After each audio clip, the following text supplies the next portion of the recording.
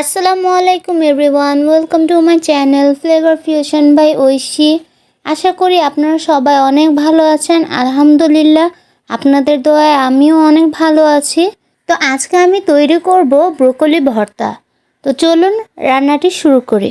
তো প্রথমে একটি কড়াইয়ে পরিমাণ মতো পানি দিয়ে দিয়েছি। এরপর কেটে রাখা ব্রোকলি আর টমেটোগুলোকে একসাথে সিদ্ধ করে নেব। এর মধ্যে পরিমাণ মতো লবণ দিয়ে দিয়েছি। তো ফাইনালি আমার টমেটো আর ব্রোকলি সিদ্ধ করা হয়ে গিয়েছে। এরপর একটি প্যানে পরিমাণ মতো তেল দিয়ে দিব। তেল গরম হয়ে এলে প্রথমে 4-5টি শুকনো মরিচ দিয়ে তেলে নিব।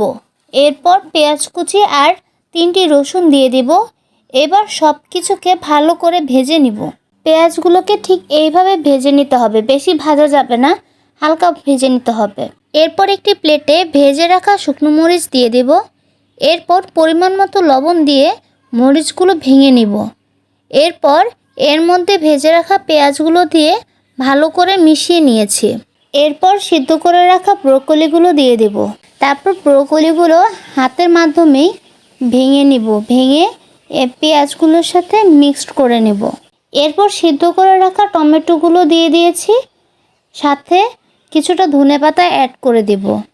এরপর সবগুলো উপকরণ ভালো করে হাতের মাধ্যমে মাখিয়ে নিব। এরপর সামান্য পরিমাণে সরিষার তেল দিয়ে মাখিয়ে নিলেই ব্রোকলি ভর্তাটি তৈরি হয়ে যাবে। আমার রান্নাটি যদি আপনাদের মাঝে ভালো লেগে থাকে তাহলে আমার চ্যানেলটি লাইক, ফলো অ্যান্ড সাবস্ক্রাইব করে পাশে থাকবেন, যেন আপনাদের মাঝে আরও সুন্দর সুন্দর রান্না উপহার দিতে পারি। আল্লাহ হাফেজ।